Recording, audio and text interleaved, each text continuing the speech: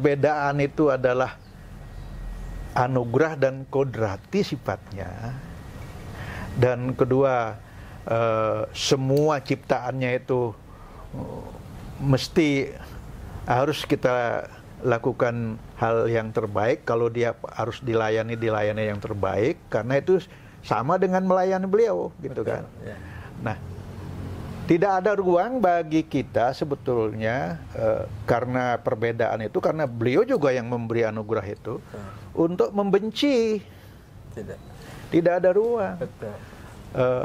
Mari coba kita apa-apa yang dilakukan itu tanpa kolaborasi, ya, saling melengkapi, gitu. Betul. Ya. Hobi aja kan tidak sama. Tidak sama, betul.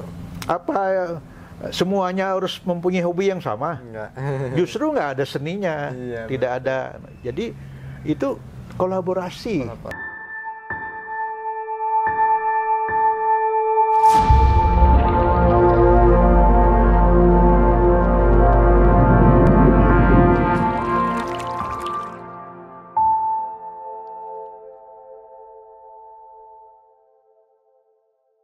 Assalamualaikum warahmatullahi wabarakatuh. Om Swastiastu, Namo Buddhaya, salam kebajikan, salam sejahtera untuk kita semua. Rahayu Sagung Dumadi. Semoga seluruh makhluk di semesta ini, baik yang kelihatan maupun yang tidak kelihatan, di semua tingkatan, semoga senantiasa berbahagia, damai, sejahtera. Rahayu Sampurasun. Baik, terima kasih pemirsa. Kali ini saya sedang berada di kediaman seorang tokoh, seorang sahabat, seorang mentor yang luar biasa. Suatu kehormatan bagi saya, kami, dan keluarga bisa berkunjung ke kediamannya beliau, ke gerinya langsung, ke geria beliau. Di rumahnya disambut dengan istri beliaunya dan rekan-rekan keluarga, dan itu suatu kehormatan yang luar biasa. Baik, sebelumnya kami perkenalkan narasumber kita yang sekarang, yaitu dengan izin Ide menyebutkan nama Ide. Ya. Dengan Ida Pandita Empu Birudaksa Yaksa Arca Manuaba. Mungkin nama beliaunya ya yang dulu sebelum menjadi pandita, yaitu Irjen Pol Dr. Andes Ketut Untung Yoga. Jadi nah ini beliau dan istrinya, beliau Ide Pandita Empu Putri Birudaksa Yaksa Arca Manuaba Ide, ya. Om Swastiastu, ya. Mungkin ini waktu menjadi walake namanya Niwayan Susila Baktiase, ya. Oke. Untuk sharing aja ya teman-teman. Jadi beliau ini Ide ini adalah dulunya seorang polisi, ya. Seorang polisi, mungkin terakhir di Jenderal Bintang 2, Irjen Pol. Kalau saya lihat YouTube juga banyak Ide, ya. Dulu sejarahnya Ide pernah menjadi Kadip Hubinter, ya. Pernah menjadi Wakapolda Bali, Humas, lumayan ya, pengalaman yang luar biasa, ya. Jadi untuk permulaan, sebelum kita masuk ke pembahasan nih teman-teman, kayaknya seru ya untuk sharing nih, bercerita tentang pengalaman beliau nih berdua, Ide lanang beserta Ide istri, dari seorang dulu menjadi seorang polisi, mungkin ibu sebagai apa nih dulu, pendamping ini, ibu rumah tangga pendamping suami aja. Pendamping suami aja, ya. Nah, ini dulu menjadi seorang pejabat publik, Jenderal Bintang 2, Irjen Pol, lalu menjalani penyucian ataupun menjalani perjalanan menuju seorang resi, kan itu seru untuk diceritakan. Ya, langsung saja ya kita dengar sharing tentang pengalaman beliau. Monggo, Ide Lanang bisa ceritakan sedikit untuk sharing. Ya, terima kasih Mas Yoga sudah mampir ke geria kami. Ya, Mas Tungkara ini Tuhan ya memberikan petunjuk jalan untuk kita bisa bersimokrama atau bersilaturahmi, ya. Om Swastiastu. Om Awigenam Mastu Nama Sidam. Assalamualaikum warahmatullahi wabarakatuh. Waalaikumsalam warahmatullahi wabarakatuh. Shalom, salam sejahtera untuk kita semua. WD Tung Teng Tien dan Rahayu, ya, salam sejahtera untuk kita semua. Berbahagia pada siang hari ini kita bisa bincang-bincang, ya.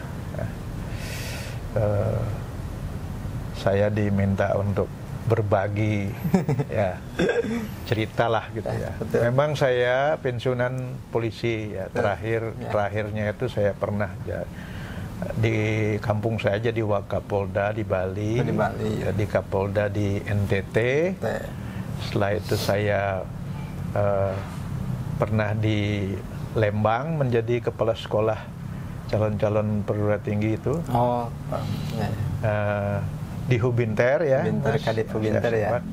Terakhir saya menjelang pensiun itu di wakil Irwasum ya, wakil kepala Inspektorat Umum Kepolisian ya di Mabes Polri. Itu perjalanan saya dan motivasi dari kami untuk menempuh jalan ini sebetulnya. Kami juga awalnya tidak pernah terpikir dan tidak pernah akan menduga perjalanan seperti ini ya. Tetapi dalam realita perjalanan itu kami ya harus menempuh perjalanan seperti sekarang ini. Ya, motivasinya ya kalau boleh disampaikan, pertama memang setelah kami mempelajari apa sih tujuan lahir dan hidup kita di dunia ini menurut Hindu gitu kan. Ya. Kemudian yang kedua ada juga karena dorongan keluarga bahwa almarhum orang tua saya dulu juga Sulingge, Serimpu. Beliau sudah tidak ada dua-duanya dan kami wajib salah satu putranya itu untuk meneruskan. Ya. Nah, kami sendiri ingin meningkatkan penyucian diri, ya, yang kemudian meneruskan orang tua. Ya. Kami istilahnya nyambung griya, ya, nyambung griya. Dan berikutnya lagi, ya kesempatan bagi kami untuk melakukan pelayanan spiritual, ya. Kepada sesama umat ya. 3 hal itu kira-kira. Dan perjalanan itu saya ceritakan yang singkat-singkatnya saja. Kemudian kami harus berguru ya. Karena kedua beliau sudah almarhum, ya kami akhirnya berguru suci kepada 3 nabe ya, 3 guru suci. 1 guru nabe tapak namanya yang mengembas kami untuk di Diksa itu. Kemudian yang kedua guru Waktra, tempat kami nanya-nanya hal yang perlu kami pahami untuk diamalkan ya. Yang ketiga adalah guru saksi. Yang menyaksikan dan mengontrol perilaku kami nanti dalam kesulinggihan itu ya. Nah, pensiun kami tahun 2018. 2018. Udah 7 tahun. Orang tua laki yang dulu Serimpu sudah meninggalkan kami tahun 2006. Ya. Kemudian 2019 Ida Serimpu istri almarhum meninggalkan kami 2019. Nah sampai saat itu sebenarnya belum juga ada istilahnya cerita kami ini mau melinggih. Gitu. Berarti memang di luar rencana itu. Ya, tiba pada waktunya acara pengabenan Ida istri almarhum. Kami dikumpulkan semua anak laki yang masih ada dan para mantu di Geria di Mangui di Bandung itu oleh guru sucinya almarhum masih hidup waktu itu. Masih ada. Nabenya orang tua. Karena usianya memang lebih muda. Ditanyakan siapa yang akan meneruskan. Pada waktu itu semula kakak. Ya. Kakak ya yang kami 12 bersaudara ya. Kakak laki yang ketiga. Tetapi di tengah perjalanan entah memang harus seperti itu, beliau mundur. Nah, akhirnya tahun 2022 itu karena mundur, terus kami sepakat berdua ya sudah meneruskan. Apa boleh buat kita teruskan. Dengan istilahnya boleh dikatakan dari awal betul itu, karena selama almarhum orang tua ada dan melakukan pelayanan umat itu, kami sedang dinas kemana-mana. Masih aktif. Sehingga tidak bisa secara aktif mengikuti perjalanan beliau dalam melakukan pelayanan umat. Nah, sehingga kami boleh katakan dari nol harus belajar dengan nabi-nabi yang 3 itu. Kemudian ya kami diberikan anugerah mendapatkan nabi-nabi yang semuanya bijak-bijak lah ya, dan mumpuni ya. Oleh itu kami merasa bersyukur dan berterima kasih. Belajarlah kami maraton itu ya, mulai dari tahapannya kan tidak langsung medisa Mas itu. Kami mewinten secara bertahap dulu, mulai dari mewinten Saraswati, terus meningkat menjadi pemangku di lingkungan sendiri, dan itu mengikuti pendidikan latihan kepemangkuan lagi di Gerio Bongkaso itu. Lumayan panjang. Ya, terus sampai kepada pewintenan Wiwa namanya, istilahnya Juru Mangku Gede Senior gitu. Kemudian sampai pada level Bawati. Bawati itu resmi menjadi sisya Brahmana dari klan Pasak ya. Kami dari klan Pasak.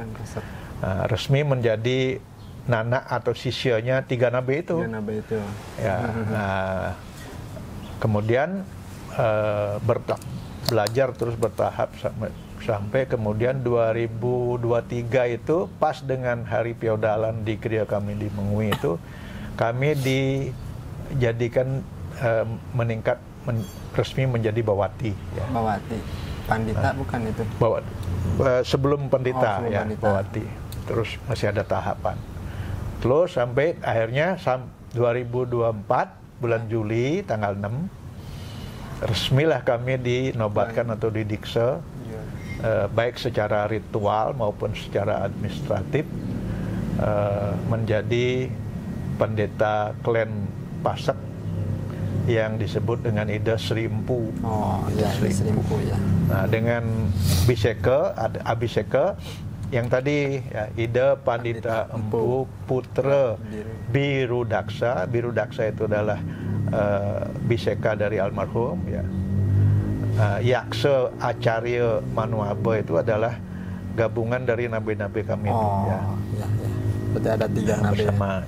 Kalau Ida Istri adalah Ida Pandita Empu Putri. Kalau saya putra, Ida Putri. Di belakangnya sama. Ya.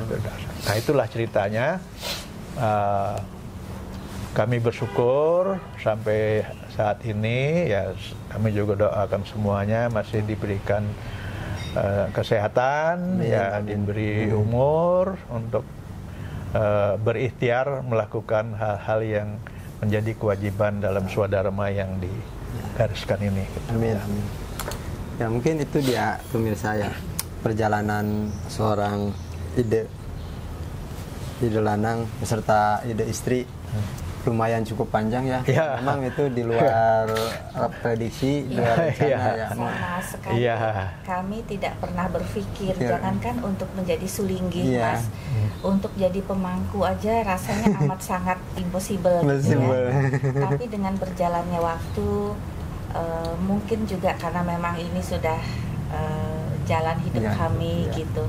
Pertama memang saya terutama merasa sanggup nggak ya, mampu nggak ya, gitu awalnya ya. Iya, karena sebelum memberikan pelayanan kita harus paham dulu, kita harus belajar dulu. Let's say untuk menjadi guru aja kita harus kuliah dulu, how to be a good teacher, untuk bisa memberikan materi nantinya, seperti itu. Tapi setelah diskusi yang panjang dan setelah berpikir apa sih yang kami cari lagi, gitu ya, Astungkara Angayu Bagyo, leluhur Tuhan Yang Maha Esa memberikan kami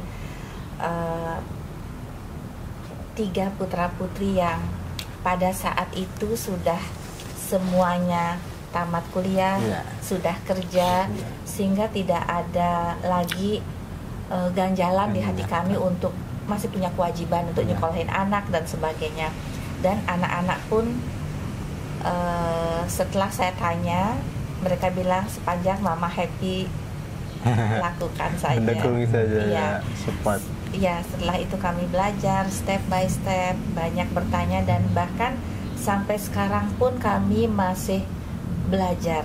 Banyak hal yang harus kami pelajari. Tapi setelah, seperti yang Ida Lanang bilang, kami lebih dalam mempelajari, banyak bertanya dengan guru-guru suci, gitu ya, bahwa tujuan kita lahir ke dunia ini kan kalau bisa moksartam jagadita ya caiti dharma, apa ya itu kan? ini? Moksartam. Jadi intinya bahwa kita bisa melakukan hal-hal baik untuk bersatu nantinya dengan beliau. Ada jalan yang bisa dilalui, ada jalan spiritual yang bisa ditempuh dengan bimbingan tentunya para nabe-nabe, guru-guru spiritual suci kami, sehingga dalam menjalani hidup ini kita selalu berjalan di jalan Dharma, selalu ingat tentang Trikaya Parisuddha, berpikir yang baik, berkata yang baik, berbuat yang baik, ya hal-hal seperti itu. Astungkara luar biasa ya, sangat ini menginspiratif perjalanan beliau berdua, Ida Lanang beserta Ida istri, dan itu sudah jalannya ya. Saya mungkin hanya bisa mendoakan semoga Ida Lanang beserta Ida istri terus diberikan ketabahan, kekuatan untuk menjalani kesucian ini, beri kelancaran ya untuk kedepannya. Sudah dijelaskan oleh Ida istri bahwa di dalam Weda dinyatakan bahwa sebagai pengetahuan dan harus menjadi amalan kita. Kita lahir ini adalah proses untuk meningkatkan penyucian diri menuju moksartam jagadita yacaiti dharma itu, ya. Kesejahteraan jasmania, ya, dan kebahagiaan rohani yang abadi. Itu kurang lebih, dan itu tidak serta-merta tentunya ya. Itu ada kita sebut dengan catur purusa arta ya. Orientasi dalam penyelenggaraan proses kehidupan dalam meningkatkan sucian diri itu harus pada disiplin dharma, arta, kama, dan moksa. Dharma itu adalah prinsip-prinsip tentang kebenaran dan kewajiban sebagai umat beragama itu. Yang kedua adalah arta. Tidak bisa dipungkiri bahwa untuk menjalani kehidupan di dunia ini, di muka bumi ini, membutuhkan arta yang bisa digunakan untuk memenuhi kebutuhan material maupun termasuk juga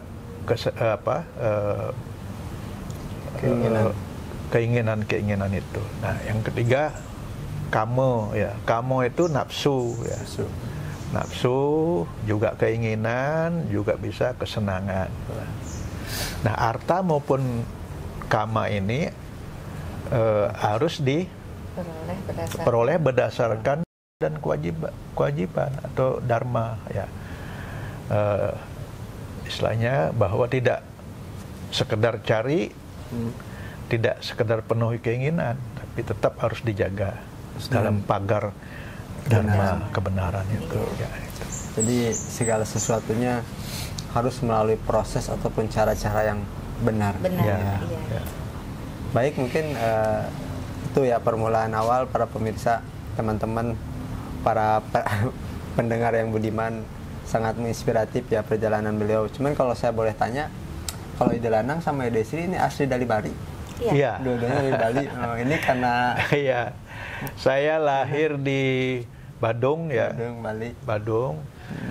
Beliau Bali, tapi lahirnya pinjam tempat di Kupang. NTT. Karena dulu ayahandanya sebagai anggota Brimob di Kupang. Ya. Tapi begitu mulai sekolah SD sudah di Bali. Di Bali. Berarti ini Ide Lanang beserta Ide Sri itu memang asli orang Bali ya. Ini berpindah-pindah tempat karena dinas ya. Sampai akhirnya menetap di sini ya. Dharma negara dulu kan. Sekarang Dharma agama ini. Dharma agama semoga ya. Kami pilih untuk menetap di sini karena untuk pendidikan anak-anak kalau dekat dengan pusat gitu dengan ibu kota, informasi lebih gampang, networking lebih gampang dijalin gitu. Jadi kami memilih untuk tinggal di sini karena alasan itu. Dan yang kedua karena memang Mabes Polri kan di sini juga. Karena suatu saat pasti beliau akan suatu saat tugas di sini. Ya. Dan memang enak juga sih ini tempatnya, udah lumayan nyaman. Tuhan memberikan anugerah tempat yang nyaman ini. Setungkada ya. Baik, mungkin itu ya teman-teman permulaan. Terima kasih ya Ide Sri, Ide Lanang untuk sharing. Untuk sharing perjalanannya, motivasi untuk kita semua. Lalu kita akan masuk ke pembahasan awal ya, pertanyaan awal. Tentunya kita akan mendengar pemaparan dan pemahaman dari beliau, Ide Lanang dan Ide Sri yang luar biasa, yang universal, yang sangat mendalam mengenai aspek-aspek dari sisi agama yang tentunya khususnya ya yang beliau Ide Lanang beserta Ide Sri anut, yaitu agama Hindu. Akan tetapi pemahaman ini akan meluas perspektifnya ke yang universal gitu. Jadi untuk motivasi anak-anak muda ataupun kaum-kaum yang lain, kita sih lebih ke hakikat ya, berbicara hakikat, berbicara perilaku seperti apa esensinya, bukan hanya sekedar agama saja ya, karena agama itu kan esensinya dari perilaku ya, ya Desi ya, bukan hanya sekedar mengaku kita agama tertentu, terlalu kita merasa paling benar, paling istimewa, yaitu menurut saya nggak sepakat sih kalau seperti itu. Akan tetapi saya meyakini aspek ataupun perspektif agama itu dilihat dari perilakunya sih, bagaimana orang memperlakukan orang gitu kan, manusia memperlakukan manusia seperti apa gitu. Saya meyakini apabila seseorang memperlakukan dengan sesamanya baik, ya saya meyakini apapun agamanya itu pasti baik.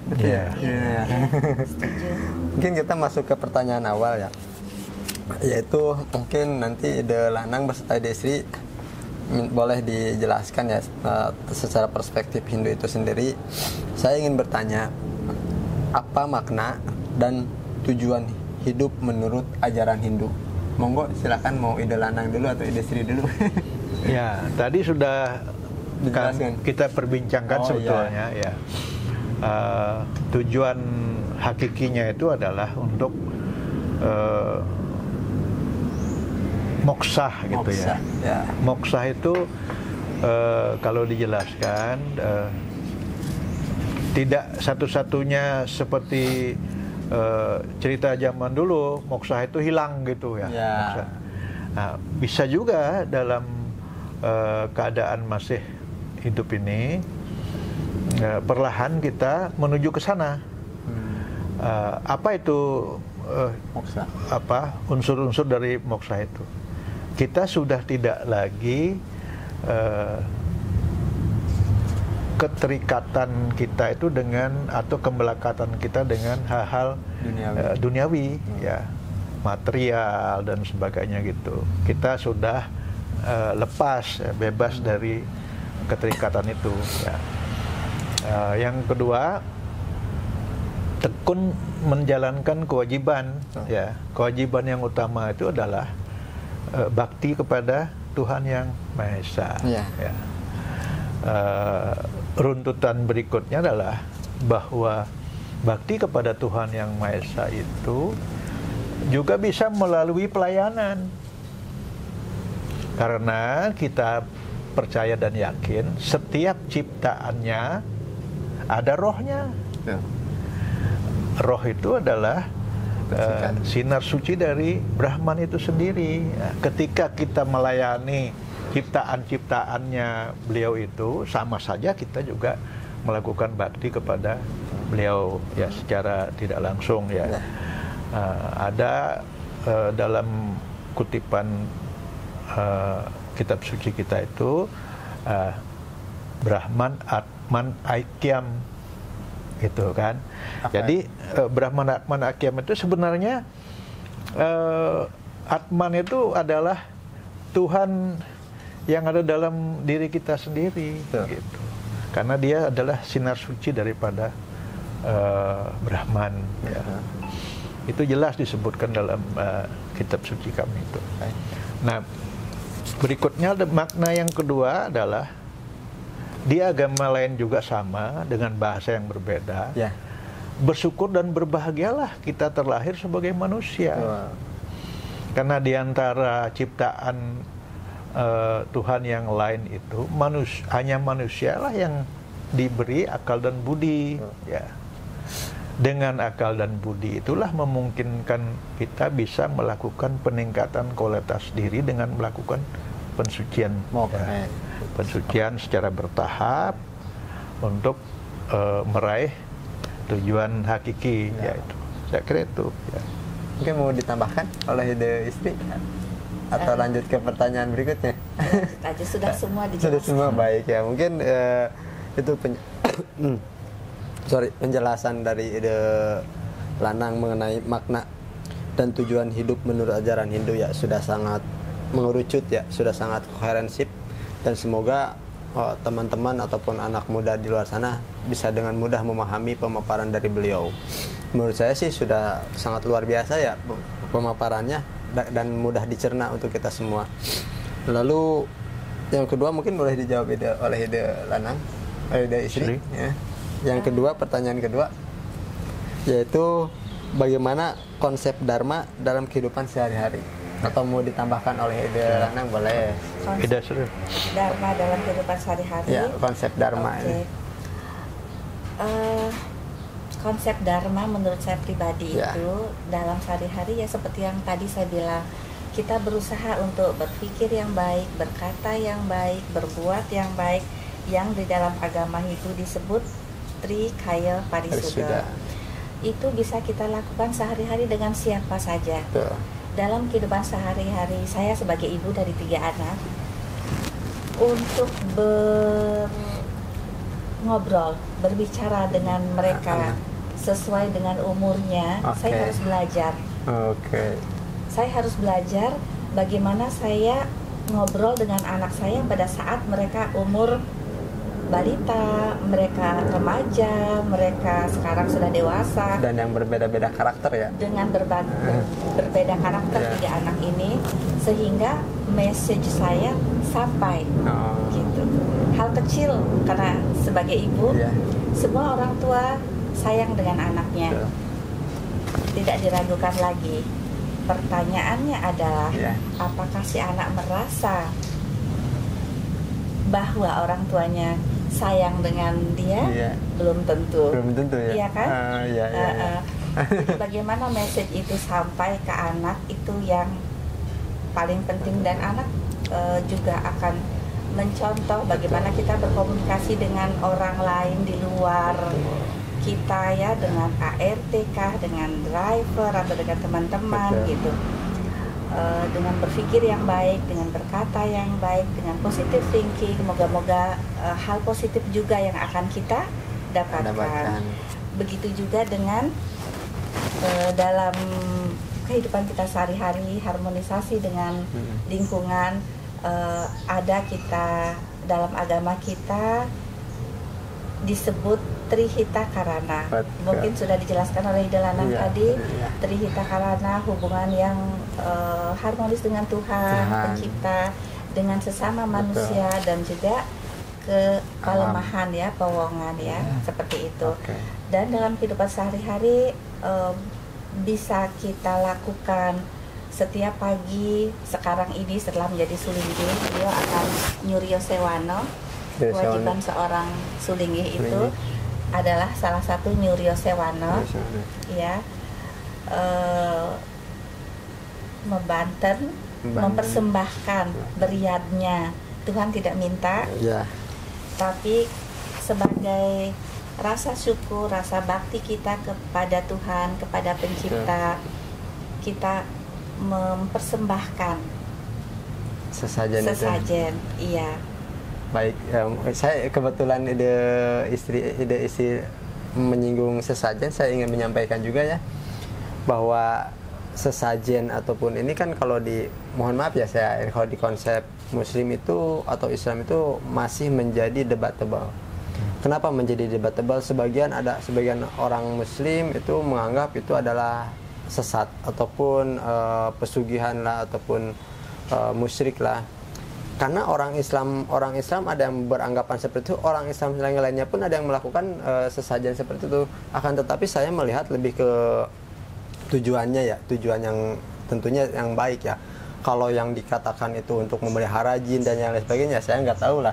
Kalau itu saya tidak membahas ke situ sih. Tapi saya melihat di agama Islam sendiri itu ada yang menghormati atau memakai sesajen itu tujuannya itu saya ingin meluruskan juga sedikit bahwa kalau seseorang yang berkesadaran tinggi, beliau itu menyadari sepenuhnya bahwa yang kita punya itu ya, yang kita punya, yang kita miliki, bahkan yang kita makan sehari-hari pun itu kan pemberian dari alam. Nah, menurut saya ya apa salahnya orang-orang yang berkesadaran tinggi di Islam ataupun dimanapun berkeinginan untuk mengekspresikan rasa atau wujud terima kasihnya dengan berupa sesajen itu. Menurut saya itu kan bagus. Lalu kenapa di musik-musikan, disesat-sesatkan gitu kan? Itu kan suatu penghormatan kepada alam. Tanpa disadari kita ini sudah makan semua yang dari alam loh gitu kan. Ya hakikatnya kalau misalkan mungkin orang yang beranggapan itu musyrik, ya kan itu menyembah sesajen, tidak menyembah Tuhan. Itu kan hakikatnya kepada Tuhan sebetulnya. Betul ya? Ini kita hanya memuja alam, bukan menyembah alam, memuja alam, melakukan penghormatan gitu kan. Ya hakikatnya tetap kepada Tuhan itu sendiri. Jadi kalau menurut saya jangan mudah ataupun jangan gampang memusyrikkan orang, menyesatkan orang tanpa tahu tujuannya ya. Jadi kan di khalayak banyak yang seperti itu ya. Saya agak miris juga gitu melihatnya. Jadi kebetulan lah dalam kesempatan ini, dalam waktu yang baik ini, Ide Lanang sudah menyinggung tentang sesajen. Kebetulan saya juga ingin meluruskan, dan sama sebetulnya konsepnya, kita ini melakukan penghormatan kepada alam, bukan tujuan yang lain, pesugihan ataupun jin itu ya nggak tahu lah. Saya tidak berbicara itu. Nah, jadi untuk orang-orang di luar sana, ketika melihat orang-orang yang memakai sesajen itu ada tujuannya, jangan dulu berspekulasi ataupun berpendapat sebelum kita tahu tujuan dan maknanya. Kalau memang berbeda ya sudah, silahkan ya. Kalau berbeda mungkin itu bagaimana menurut Ide? Ya, menurut Ide sih memang kita harus bersikap ya tidak anulah ya, harus agak sedikit berhati-hati ya. Apalagi sekarang di zaman teknologi ya, era digital begini itu. Kadang-kadang sebuah gambar itu bisa dinarasikan dengan berbagai hal ya, yang belum tentu faktanya itu gitu kan. Jadi yang sesungguhnya sebenarnya aslinya atau gambar X gitu, aslinya apa, bercerita tentang apa, momennya apa, seperti itu kan bukan yang mengomentari yang tahu kan gitu. Yang melakukan itu yang tahu. Oleh karena itu tadi udah beliau sebut itu kalau di Bali itu dalam memelihara hubungan itu sudah dinyatakan tadi bagaimana harmonisasi hubungan dengan Tuhan, sesama, terus dengan alam. Itu di Bali bahasa sananya itu parahyangan, pawongan, palemahan gitu ya. Parahyangan itu hubungan dengan Tuhan dengan segala manifestasinya. Kemudian pawongan itu hubungan sesama kita. Ada beberapa prinsip-prinsip di situ yang dinyatakan, yang digunakan untuk memperkuat itu. Wasudewa Kutumbaka, bahwa semua ciptaannya itu bersaudara. Bersaudara, betul. Ketika di situ ada roh-roh akibat dari ciptaannya itu bersaudara. Tidak hanya manusia saja, semua. Tentu cara persaudaraannya ya sesuai dengan sifat-sifat yang melekat itu. Yang kedua, yang berikutnya itu alam beserta isinya. Betul. Ya, kami meyakinkan dan kita meyakin, dan ada yang meneliti secara ilmiah juga memastikan bahwa unsur-unsur dasar pembentukan atau terbentuknya benda-benda atau flora fauna di alam raya ini, unsur dasarnya sama dengan unsur dasar yang membentuk badan fisik manusia. Ya, yang disebut dengan Panca Mahabhuta itu ya. Apa, Teja, Akasa, Pertiwi itu ya. Itu. Jadi hubungan itu harus dijaga ya. Betul. Dulu kita belajar di sekolah itu tentang ekosistem. Betul. Nah, kalau ekosistemnya terganggu atau tidak balance, ya pasti akan menimbulkan masalah. Gitu. Dan manusia yang dibekali akal budi itu sebagai kuncinya. Iya. Mengapa tidak diserahkan tanggung jawab itu kepada hewan atau tumbuh-tumbuhan? Karena ya itulah manusia yang istilahnya dititipi, diberikan akal budi untuk menjaga harmonisasi hubungan itu. Iya. Lalu terkadang ketika ada sesuatu hal terjadi yang kurang mengenakan, ya misalkan bencana alam ataupun apa, tanpa disadari kita masih sering menyalahkan kepada Tuhan. Tuhan memberikan apa, ujian, memberikan cobaan. Kalau saya melihat tanpa disadari itu perlakuan manusia-manusia juga ya. Iya. Kurang bijak memanfaatkan alam. Nah, itu ya. Betul. Terkait dengan Pita Karana ya, hubungan dengan alam. Coba kalau hutan digunduli, dijadikan tempat wisata, sehingga seperti yang sekarang terjadi lah, ya, akar-akar pohon itu tidak bisa menyerap air. Betul. Karena fungsi lahannya sudah berubah, akhirnya longsor dan banjir kiriman, kasihan sekali. Iya. Jadi semata-mata ya mungkin seperti itu ya. Saya tidak mau mencas orang-orang yang mungkin. Saya mempercayai Tuhan itu maha baik ya. Tuhan itu maha baik. Tuhan tidak pernah memberi masalah, tidak pernah memberi ujian bagi kita. Justru yang membuat kita hidup menderita ataupun banyak permasalahan, yaitu kita sendiri yang membuat. Iya. Lalu di media sekarang itu ada yang saya baca itu ada kata-kata bijak itu. Kalau kita dirundung atau didera atau ditimpa dengan berbagai persoalan masalah, apapun namanya itu yang cenderung negatif gitu, itu manfaatnya adalah memberikan kita pelajaran, untuk mengambil hikmah pelajaran dari situ, bagaimana untuk mencari solusi atau memitigasinya, ya, supaya tidak terjadi. Nah, kalau hal-hal baik udah pastilah, itu akan memberi tambahan energi, kekuatan kepada kita. Hal yang jelek, yang buruk, bahkan yang keluar dari quote-unquote musuh pun,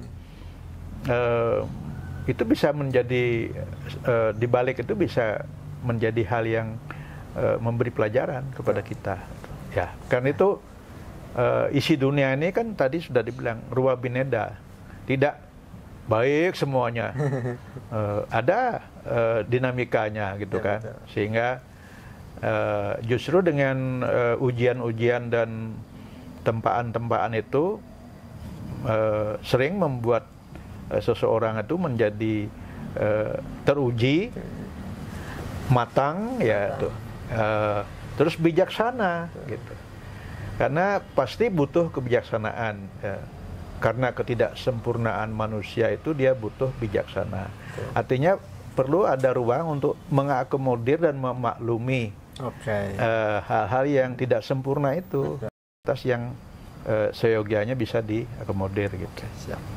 Ya, luar biasa ya, pemahamannya sangat mencerahkan kita semua, sangat mendalam ya. Lalu sedikit ya Ida Isri, tadi kan menjelaskan tentang Trikaya Parisuda, Trihita Karana, suci pikiran, perbuatan dan perilaku, lalu menjaga keharmonisan dengan manusia, dengan alam dan dengan Tuhan.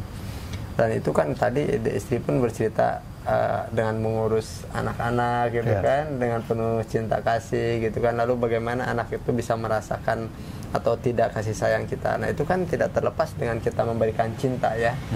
Nah, saya ingin bertanya, menurut Ida Isri, konsep cinta itu apa sih? Kan kita di sini sering bahas tuh di channel kita ini, cinta. Nah, itu kan setiap narasumber pasti saya tanya mengenai cinta. Cinta menurut saya pribadi ya, sesuatu yang indah, yang tidak bisa dideskripsikan dengan kata-kata gitu, hal yang indah. Cinta kepada anak tentu beda dengan cinta kepada suami atau cinta kepada guru nabe gitu ya, berbeda. Tergantung kita berhadapan dengan siapa, kita berada di lingkungan yang bagaimana gitu. Jadi beda-beda konsepnya menurut saya sih. Menurut saya, menurut Ida Isri ya. Cinta kepada anak pun sesuai dengan umurnya. Betul. Iya kan? Ya, yang pasti mungkin ke siapapun kita tetap harus menyalurkan cinta itu sendiri, cinta kasih tanpa syarat gitu ya. Kita harus kalau saya lebih ke menempatkan diri di posisi dia. Kalau saya jadi di yoga, apa yang saya harapkan? Let's say the first time Adi datang ke grill gitu ya. Kalau saya jadi di yoga, apa yang membuat saya nyaman gitu? Disapa dengan ramah, dipersilahkan duduk, disuguhkan sekedar minum atau kue dan sebagainya, buat merasa nyaman, buat merasa di yoga ini grill. Welcome gitu kan? Biasa, apakah itu di yoga merasakan seperti itu tadi? Sangat merasakan sekali, makanya juga, luar biasa. Iya, itu juga bentuk cinta kan? Mungkin kalau di Shirley sama di yoga tadi saya membahasakan anak-anak belakang, sayang tolong dilap dong, Kak tolong dibantu dong. Itu pun bentuk cinta saya kepada orang-orang yang membantu kami di sini. Karena kalau tidak ada ART, tidak ada tukang kebun, tidak ada mereka di sini, betapa susahnya hidup saya. Luar biasa. Luar biasa konsep cinta menurut Ida Isri ya. Ya, padanannya kan kasih sayang itu. Cinta kasih ya, cinta kasih sayang. Tadi sudah kita bahas sebetulnya itu bahwa kalau kita tidak bisa melaksanakan itu, mungkin pengetahuan dan pemahaman kita belum nyampe. Ya, bahwa pasti ada maksud, tujuan dan manfaat dari hal-hal yang diciptakan oleh Yang Maha Kuasa itu. Nah, ketika kita belum mampu menemukan manfaatnya, lalu kita bilang itu bahwa tidak ada gunanya, gitu kan? Kita yang belum nyampe gitu, bahwa segala sesuatu itu pasti. Contoh misalnya agak paradoks sedikit ya. Kita yakin dan percaya kan makhluk-makhluk yang ditugasin untuk selalu mengganggu itu Tuhan juga yang ciptakan kan? Betul. Ya, gitu. Hantu, genderuwo ini gitu. Itu yang tadi kita bahas, bahwa membuat kita selalu ingat dan waspada, selalu menjaga, memagari diri kita dengan hal-hal yang positif, yang baik gitu loh. Karena kalau enggak, udah siap loh itu bala yang akan menguji Anda gitu kan, kira-kira. Gitu, kira-kira. Dan di sini di grill ini dari dulu kami lakukan, dan itu sudah sampai anak cucu pun melakukan itu. Kalau di yoga lihat itu ada burung-burung liar. Itu sehari 2 kali kami kasih makan ke sini. Jadi mereka tahu tuh. Ya, rutin ke sini. Pagi, sore mereka akan datang ke sini dan kami kasih makan. Gitu. Tapi tidak dikurung. Supaya mereka juga menikmati alam bebas itu kan. Iya, dan kalau ingin di rumah kita banyak kupu-kupu, nggak usah nangkep kupu-kupu, tanam aja bunga, nanti kan kupu-kupu datang ke sini. Filosofis yang luar biasa ini. Sangat filosofis sebetulnya seperti ini ya, karena burung ataupun binatang ingin hidup bebas juga ya. Iya. Dan juga kalau di yoga lihat itu lubang-lubang biopori di depan, di belakang. Jadi sampah-sampah kami tanam lagi ke dalam untuk pupuk. Dan sampah-sampah dapur yang tadi di dapur ada mesin. Nah itu juga jadi untuk itulah yang Widasri bilang itu. Itulah manfaat kita sharing ya. Kita menemukan cara-cara terkini, tidak harus berteknologi yang tinggi mahal ya gitu. Jadi yang sederhana, pengalaman dari teman-teman itu bagaimana cara merawat alam. Nah, di dalam masyarakat Hindu khususnya di Bali ya, yang teman-teman juga sudah banyak mengikuti itu ya. Mereka ada ritualnya itu, merawat alam itu, yang disebut dengan tumpak itu ya. Tumpak bubuh itu merawat ucapan terima kasih ke Tuhan. Tuhan bahwa flora ya, flora itu tumbuh-tumbuhan dan sebangsa sejenisnya itu telah diciptakan untuk membantu, memudahkan, memberi manfaat kepada kita. Nah, O2 yang banyak dan sebagainya itu masuk makanan itu kan. Nah, ada tumpak kandang. Tumpak kandang itu kan hewan itu kan ya. Maksudnya hewan itu terpelihara gitu loh. Dengan di kandang itu terpelihara dia ya. Ada ritualnya itu. Ada ritualnya. Ya. Enggak sembarangan. Ada lagi tumpak wayang. Tumpak wayang itu segala hal yang berkaitan dengan profesi untuk baik sakral maupun untuk sajian kepada publik yang membawa hiburan, kesenangan, gitu, kesenian gitu. Nah, udah itu ada lagi tumpak kerulut. Sebenarnya tumpak kerulut itu dari dulu, itu hari kasih sayang itu. Kasih sayang. Tumpak kerulut kita. Tumpak kerulut gitu. namanya. Ya. Nah, ada tumpak wariga lagi. Ya. Jadi tumpak-tumpak itu adalah momentum-momentum yang diritualkan oleh masyarakat Hindu khususnya di Bali itu cara merawat alam, termasuk air dan sebagainya itu ada semua. Bagaimana kita memperlakukan dan menghormati itu sebagai anugerah dari Tuhan yang tidak ternilai gitu. Ya, gitu. Dan itu sangat luar biasa ya. Ide lanang beserta ide istri dengan mencontohkan menjaga alam dengan mencontohkan tadi itu kan itu yang sebetulnya patut ditiru ya, yang jarang betul. Kita sudah diwarisi kok cara-cara kita untuk merawat, menjaga harmonisasi itu. Tidak berarti bahwa yang dulu-dulu itu tidak penting, tidak perlu. Warisan-warisan yang luar biasa itu kan harus dilestarikan itu. Betul. Dan ini patut dicontoh ya untuk orang-orang banyak di luar sana. Dengan hal kecil saja kita bisa menjaga alam, apalagi dengan hal-hal yang besar di luar sana itu sangat penting sekali untuk kita menjaga alam, karena itu akan berdampaknya ke kita sendiri, ke anak cucu kita, ke keturunan-keturunan kita. Betul ya, Desri ya? Mulai dari hal-hal yang kecil, mulai dengan diri sendiri, di lingkungan kita sendiri, dan itu juga memberikan contoh kepada anak-anak dan kepada cucu dan kepada lingkungan juga, bagaimana merawat alam. Tidak usah dengan biaya yang mahal. Iya kan? Luar biasa ya. Ini pemaparannya dari ide istri beserta ide lanang. Lalu tadi ide lanang sempat menjelaskan ada ritual ya, upacara-upacara, ada tahapan-tahapan yang tadi dijelaskan barusan.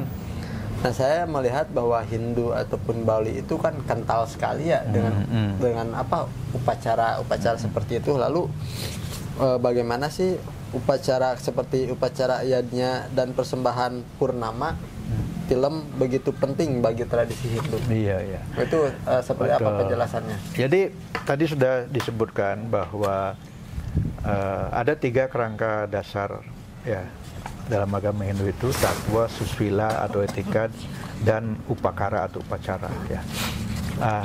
Di tataran upacara itulah kita melihat action keberagaman itu.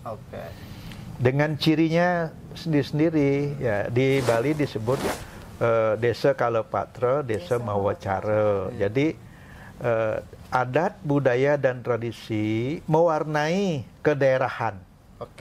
Dari berkembangnya agama. Itulah fleksibilitasnya Hindu ya. Karena dalam hari ini yang dipakai barometer itu Bali umumnya, kalau Hindu itu di situ memang dilakukan ya action bagaimana menerapkan ajaran-ajaran yang ditatwokan itu ya, yang diberikan pengetahuannya itu, filosofinya, kemudian etika itu diajarkan bagaimana menghormati, menghargai ciptaannya yang lain itu ya. Terus melayani ciptaannya juga secara tidak langsung adalah melayani Tuhan juga. Nah, oleh karena itu sebetulnya persembahan itu sesajen itu ada dalam paling tidak 2 ya. Sesajen itu adalah wujud ekspresi penghormatan dan persembahan atas rasa syukur kita ya, dari semua yang melengkapi kehidupan ini. Karena tadi sudah Mas singgung bahwa sesungguhnya manusia nggak punya apa-apa, semua milik yang Maha Kuasa gitu kan, tetapi diberikan kepercayaan untuk kita. Nah, sebagai rasa syukur bahwa kita diberikan itu ya kita lakukan upacara itu. Sebenarnya itu fisik material itu ada simbol saja. Apa yang ada di balik itu adalah ungkapan ya. Misalnya kita menyatakan cinta itu, apain sih buah bunga? Simbol. Nah, itu kan simbol. Nah, yang kedua adalah keterbatasan kita untuk memahami dan meyakini Tuhan itu kan, Tuhan itu tidak berbentuk, tidak berwujud, tidak terpikirkan. Semua itu nir-nir itu kan. Nah, sehingga kita butuh namanya simbol untuk bisa berkomunikasi secara tidak langsung. Jadi sesajen itu ada 2 model, persembahan sama perwujudan. Gitu.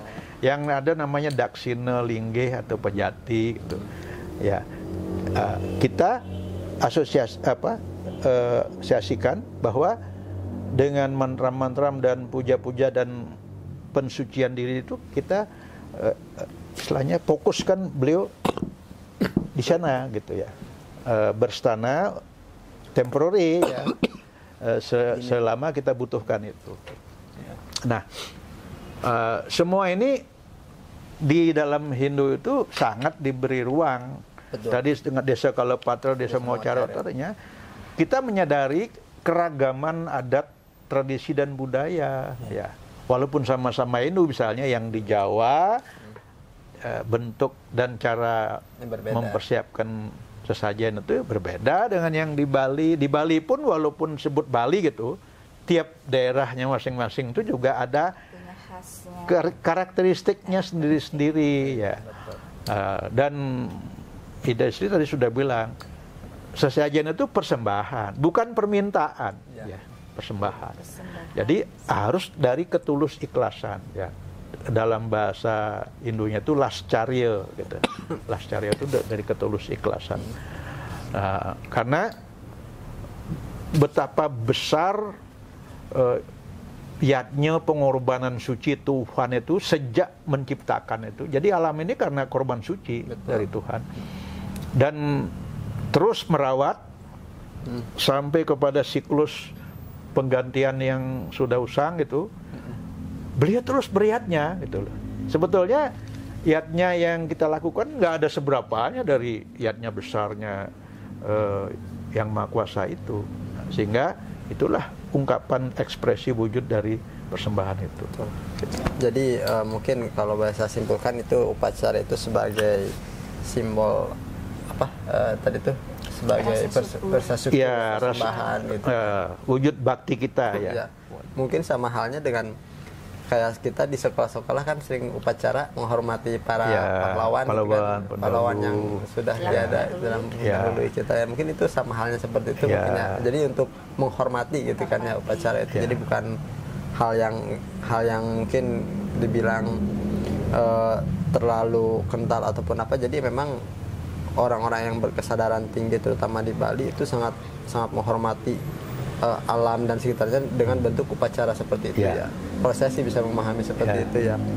Lalu mungkin ada pesan untuk dari ide lanang atau ide istri untuk kaum muda di luar sana atau khususnya Hindu ataupun di luar Hindu. Pesannya mungkin bisa disampaikan bagaimana cara generasi muda bisa tetap melestarikan budaya di tengah arus modernisasi ataupun khususnya budaya Hindu. Monggo silakan. Untuk kaum muda ada unsur keharusan, ada unsur fleksibilitasnya ya. Kalau di Bali yang keharusan itu diistilahkan dengan nak muloketo ya. Nak muloketo memang seharusnya sudah begitu.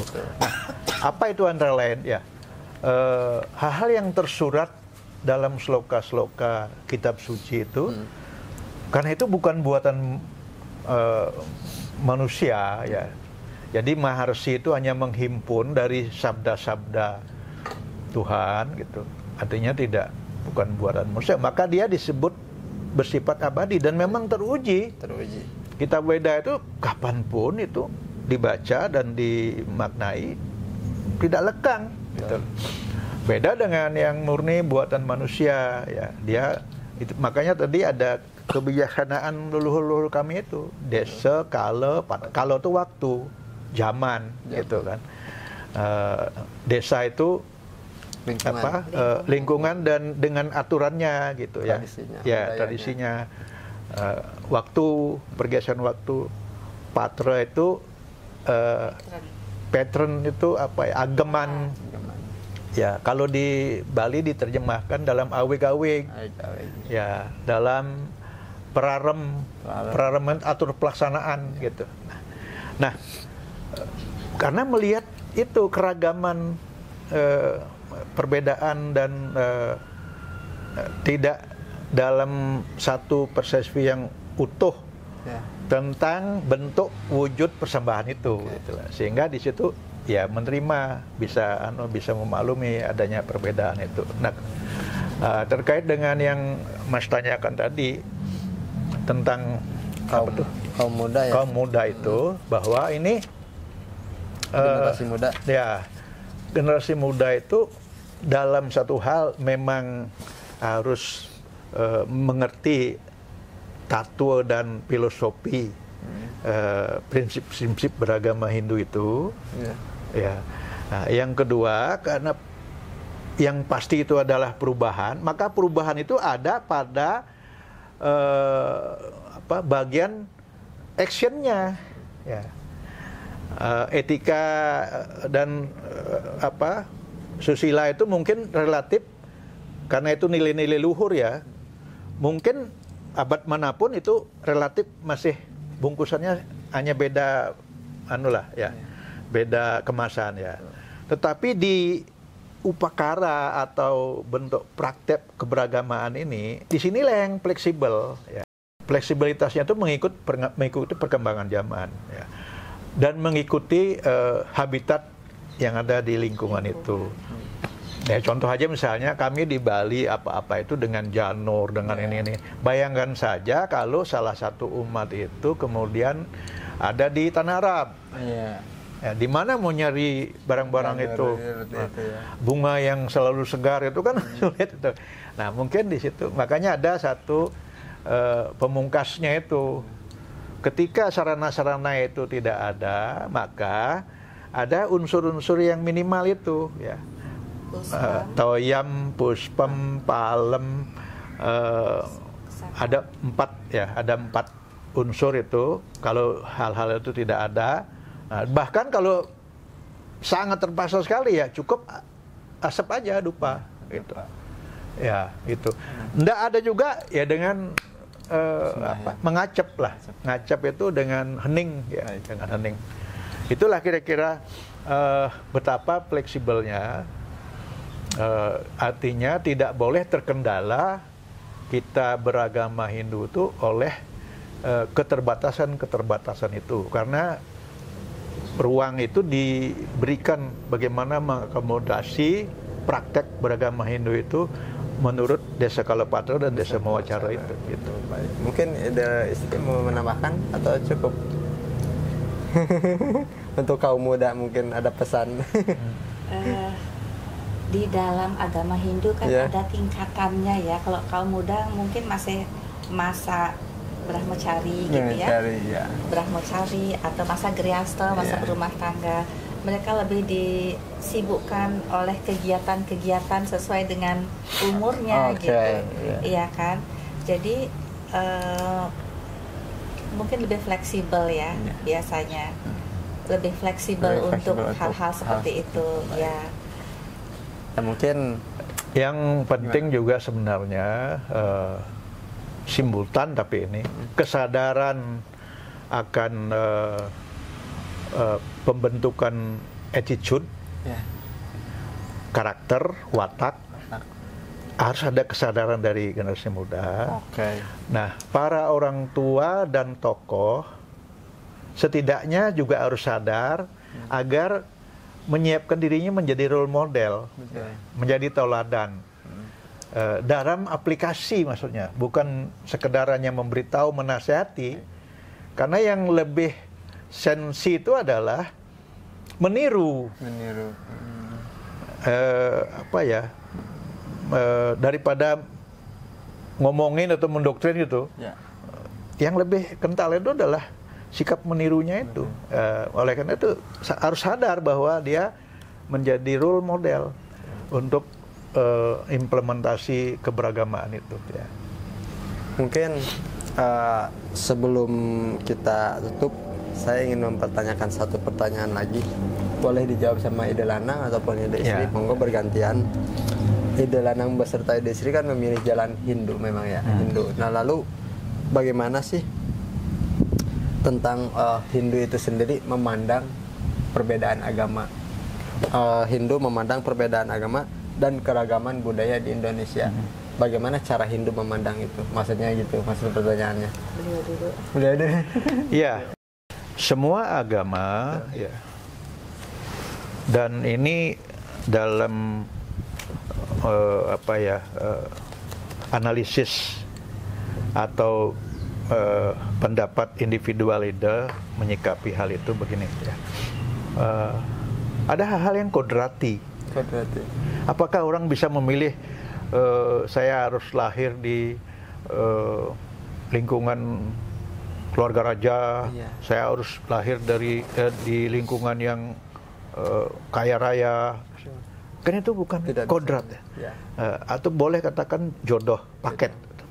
Dan menurut Ida, jodoh itu tidak hanya calon istri atau ini, tidak. Jodoh itu kita ditakdirkan atau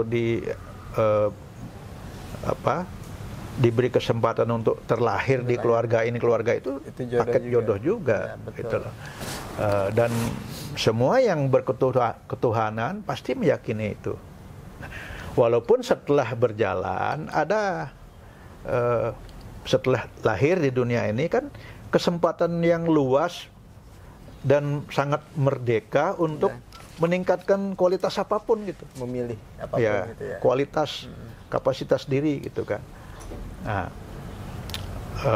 di luar dari yang sudah berupa jodoh itu.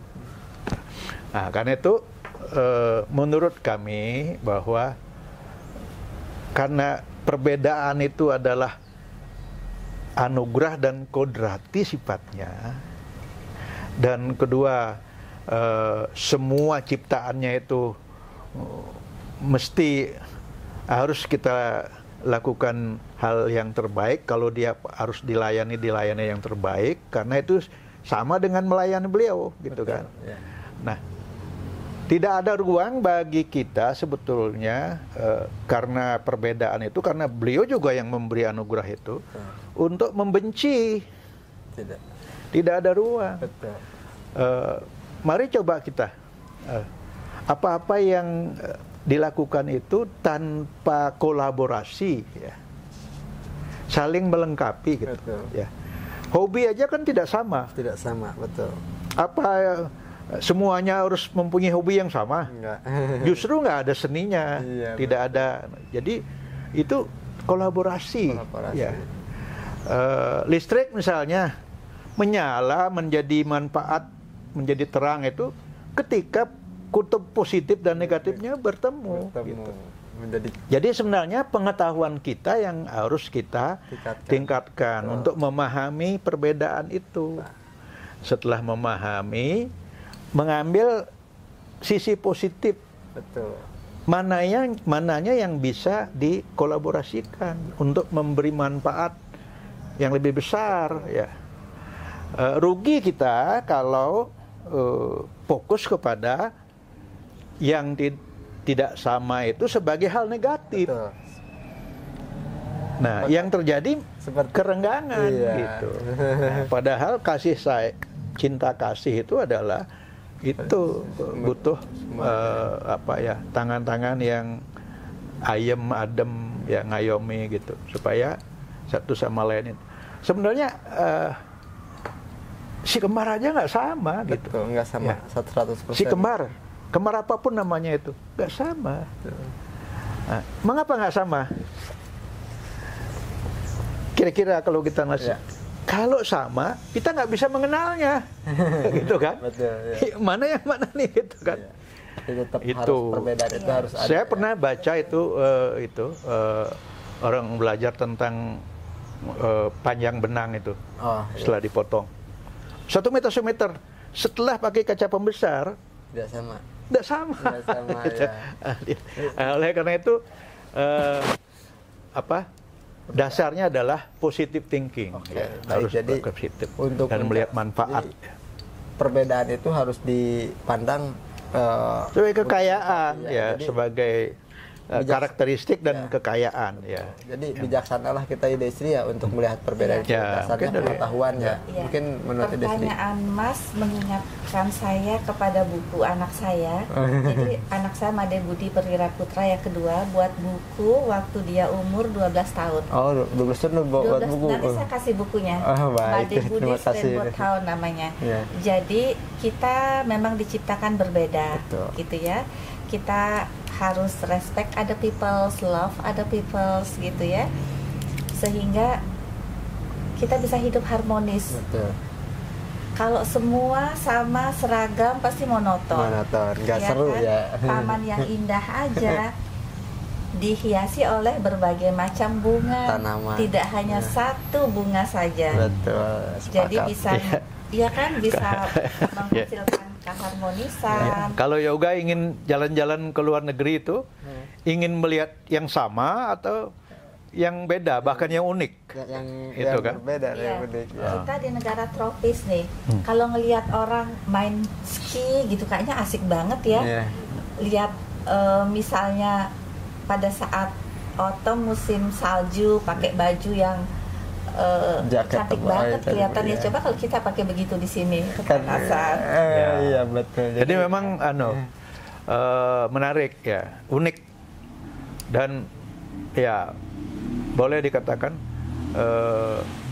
yang beda itu dirindukan, bahkan dicari, diburu. Tetapi juga kalau dia tidak tumbuh kesadaran, tidak matang gitu, dia benci gitu. Betul. Nah, padahal sebetulnya itu tinggal pengendalian dan bagaimana kebijaksanaan kita untuk menempatkan itu sebagai hal yang bahwa itu bermanfaat loh. Bermanfaat, sangat bermanfaat. Bahkan apa sih inti dari kita melancong itu? Kalau bahasa Balinya melila cita itu kan menurunkan stres, mencari sebuah wawasan pemandangan yang baru, yang tidak biasa, yang dalam keseharian kita gitu kan.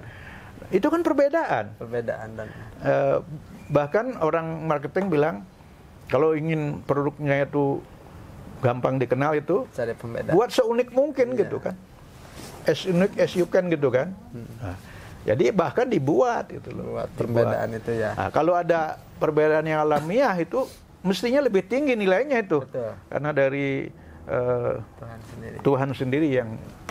Jadi saya pun sepakat ya, ketika kita melihat perbedaan itu bukan dipandang sebagai sisi yang negatif, tetapi harus dipandang sebagai sisi yang positif, dan kita harus bijaksana dengan dasarnya pengetahuan. Kalau orang-orang di sana yang hanya memandang perbedaan itu negatif, ya mohon mungkin perlu tingkatkan lagi belajarnya, mungkin gitu ya Distri ya. Jadi kalau saya memandang justru kita ini perlu perbedaan, perlu keharmonisan gitu kan, karena tanpa perbedaan kita tidak akan seimbang gitu ya, ide ya. Mungkin yang tadi soal persembahan itu ya. Sehingga kita bisa katakan bahwa tidak ada persembahan yang salah. Betul. Ya. Namanya juga persembahan. Persembahan itu bukan horizontal ya. Persembahan itu vertikal sifatnya ya. Menyangkut keyakinan, keimanan ya. Tidak bisa dinilai dari samping. Nah, sejauh memang tulus, ikhlas, wujudnya apapun, komentar yang dari samping itu bukan sesuatu yang utama gitu, yang ini. Sehingga apapun bentuk persembahan itu sejauh memang itu nilai-nilai yang memang dianut dan terpatri, tertanam dalam adat, tradisi dan budayanya itu, ya itu sah-sah saja gitu. Ya, itu. Ini Mas, saya tidak promosi, tidak bermaksud promosi.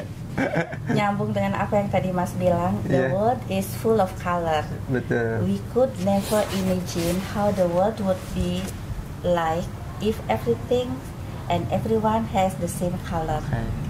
We are created differently. It makes us easier to understand each other, and happiness can be fulfilled when we are able to accept, tolerate, respect, care, and love others. Ini ditulis oleh anak umur 12 tahun saat kelas 6 SD. Waduh, luar biasa sekali ya. Usia 12 tahun udah menulis buku. Sekarang anaknya udah umur 29 tahun. Oh ya, yang tadi di foto ya, udah luar biasa itu. Iya.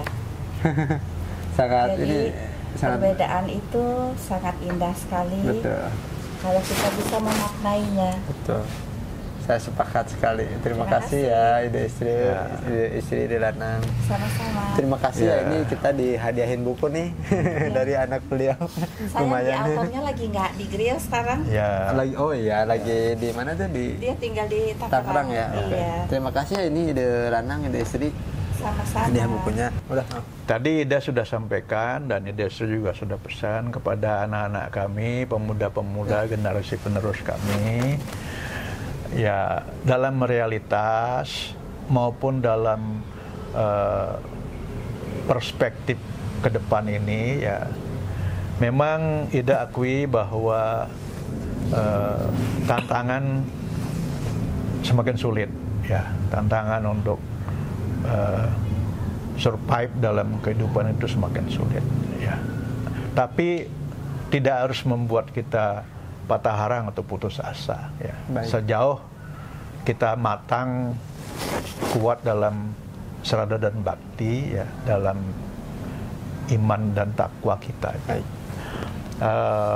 Pasti ada jalan, karena Tuhan tidak akan memberikan beban yang bagi yang mau saja inovatif, kreatif, mau bekerja ya, dalam prinsip Hindu itu untuk meningkatkan apapun termasuk kesucian itu tidak bisa dengan diam. Ya, betul. Harus dengan bekerja ya. Karmani eva di kaharaste ma pale sukadacana. Ma karma pala sangos tua karmani gitu. Jadi terus bekerja, jangan terlalu memikirkan nanti hasilnya gimana ya. Itu sudah nanti ada bagian tersendiri dari anugerah Tuhan itu. Kerjalah dengan tekun, dengan disiplin yang ada. Kalau di pemerintahan, di swasta, atau menjadi entrepreneur gitu, ya lakukan. Jangan berdiam diri menghadapi perubahan itu. Katanya kalau kita tidak ikut sadar dan bergelut dan menyiapkan diri atas perubahan itu, kita ya digilas oleh perubahan. Betul. Menjadi terpinggirkan, menjadi ini. Ya banyaklah juga. Ida tidak sebutkan secara faktual dan ini karena itu bisa nanti terbawa ke dalam perasaan. Ya banyak kan itu hal-hal yang di luar dugaan karena kita terlena, terus akhirnya dalam perasaannya segala sesuatu yang dulu dia miliki hilang, lenyap, dan dia tidak bisa raih lagi gitu kan. Nah ini pengendalian diri, kesabaran, menempa diri untuk penting sekarang jelas mempunyai kompetensi, ya diperhitungkan keberadaannya gitu, ya. Tapi juga tidak boleh sombong, gitu kan. Dia harus luas di situ, berada dalam itu. Terus yang penting lagi tidak hanya untuk dirinya, ya harus memberi manfaat juga kepada yang lain, ya, kepada alam juga, ya tidak hanya orang saja, kepada alam memberi manfaat. Nah itulah tidak mudahnya yang Ida bilang bahwa tantangannya itu tidak ringan, tapi semakin berat. Tetapi percayalah dengan kesungguhan, dedikasi, penuh inovasi, kreativitas dan attitude, ya pasti akan menemukan solusi-solusinya dan akan bisa survive, ya menghadapi era apapun yang akan datang itu depannya. Ya. Kalau sementara ini sudah dianggap cukup, ya kami berdoa, pesan gitu, merasa bersyukur ini menjadi sarana untuk Musimokrama secara nggak langsung. Ya. Ini berkah juga dari Yang Maha Kuasa, kita yakini. Tapi kami adalah manusia biasa, ya, tidak sempurna. Baik. Dalam perbincangan tadi, kalau ada hal-hal yang tidak berkenan, yang salah, yang keliru, yang kurang pas, itu keterbatasan kami, itulah.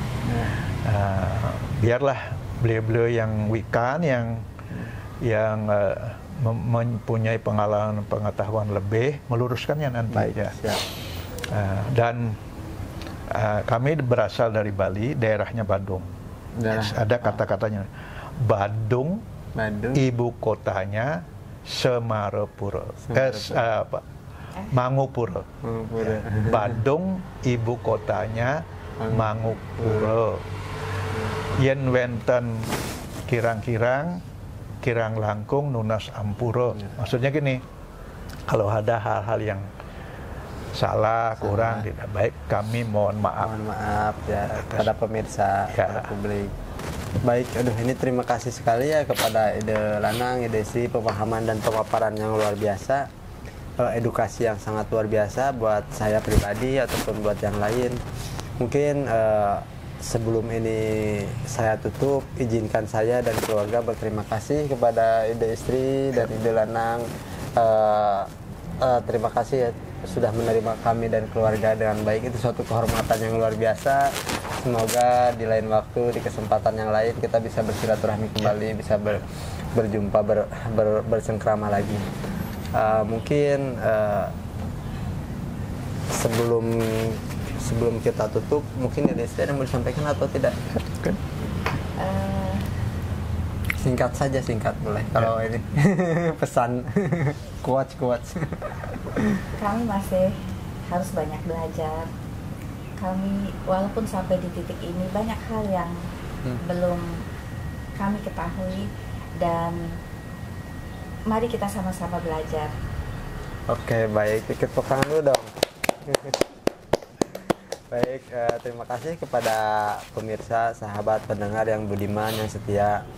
Mungkin pertemuan saya dengan Ide Lanang dengan Ide Istri mungkin cukup sampai di sini dulu. Semoga di lain waktu kita ada kesempatan kembali untuk bersilaturahmi.